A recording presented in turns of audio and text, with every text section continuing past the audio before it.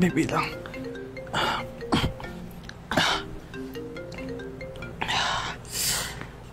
Hello, love? Oo, pauwi na rin ako. Medyo na traffic lang. Sige na. Mamaya na sa bahay. Ha? Sige. Ay, naku. Kailan mo ba iiwan yung girlfriend mo?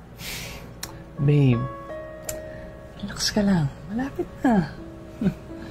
Lagi na lang ganyan yung sinasabi mo eh. Napapagod na ako maging side chick mo. Bakit? Di ka na ba masaya? Masaya. Pero syempre, gusto ko rin naman ipagmalaki mo ko. Mas masaya kaya yung ganito. Yung may thrill, di ba?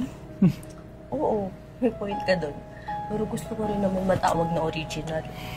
Oo na, sige na. Basta kumalma ka lang. Hanap lang ako ng tamang pagkakataon. Promise yan ah. Sige na. Uwi na ako at baka makahalata pa yun. Sige, ingat ka. Ay. Sarap pa talaga.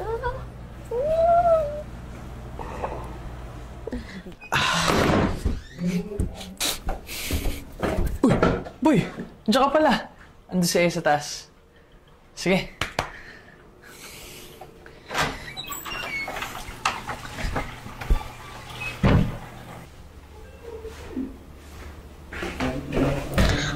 Uy! Nandito ka pala! Si Fleur din ah. Nakita ko galing dito. Di ba may tsawa? Anong ginagawa dito? Wala. Nag-usap lang kami. Nag-usap. Ikaw sinasabi ko sa'yo, ayos yung mga desisyon mo sa buhay mo. Lubo ako eh. Ito na naman ang ginagawang masama oh. Wala ginagawang masama. Alam kong kabit ka. OA mo naman sa kabit. Side chick lang ako noon. Magkaiba yun. Pareho lang yun. May jowa pa din yung tao. Magjowa pa lang sila. Hindi pa sila mag-asawa. So, hindi ako kabit. Hindi ako sa'yo. Ikaw sinasabi ko sa'yo, mapahamak sa ginagawa mo. Hindi no. Tsaka sabi niya, iwanan naman na niya yung jowa niya. Naniwala ka naman, tanga ka. Oo, nag-promise siya sa akin eh. Bobo ka talaga. Ay, naku, ang dami mo talagang sinasabi. Uwi ka na nga. Matutulog pa ako. Siya. Sige na. Dumaan lang naman ako. Pinapatingin ka lang sa akin ng mama mo. Sige na.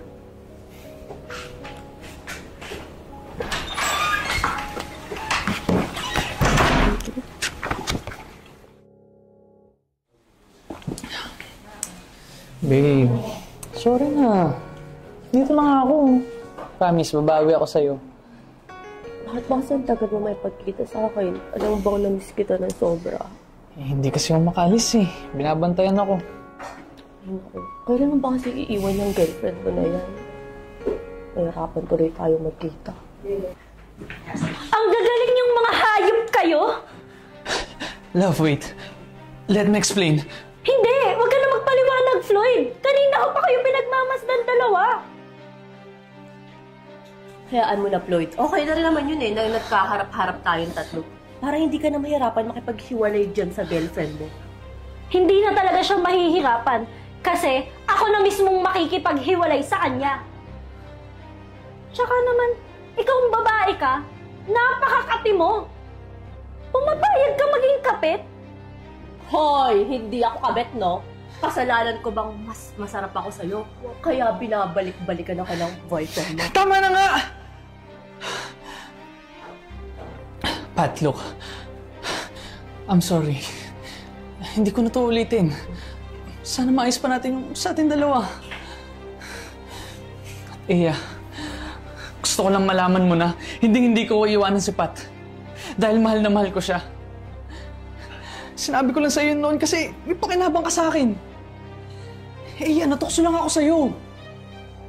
Siguro, naghanap lang ako ng bagong putahe. Hayop ka? Pinaniwala mo ako. Sabi mo, mahal mo ako. Sinungaling ka. Tama na nga yan! May sakit dalawa! Hindi. Pat!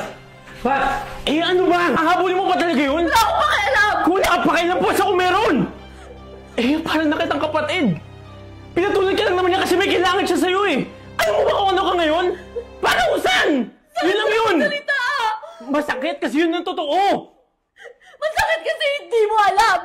Mahal ko siya! Mahal niya din ako! Mahal? Mahal ba yun? Ba't tinatago ka? Ba't nagdadamutan ka ng oras mo? Ba't may kahati ka? Why did you get what you deserve? Tama na! Nasasaktan na ako! Bakit? ba ako hindi ako nasasaktan? Deserve mo mahalin ka ng tama at tratuhin ka ng totoo. Ang hindi ko lang maintindihan, ba't hinahayaan mo maging ganyan ka lang? Ang pinakamasakla pa yung nakakalimutan mo tratuhin yung sarili mo ng tama.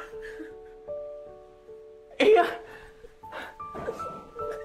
mo naman baguhin yung sarili mo eh. Yun lang naman yung gusto kong makita mo.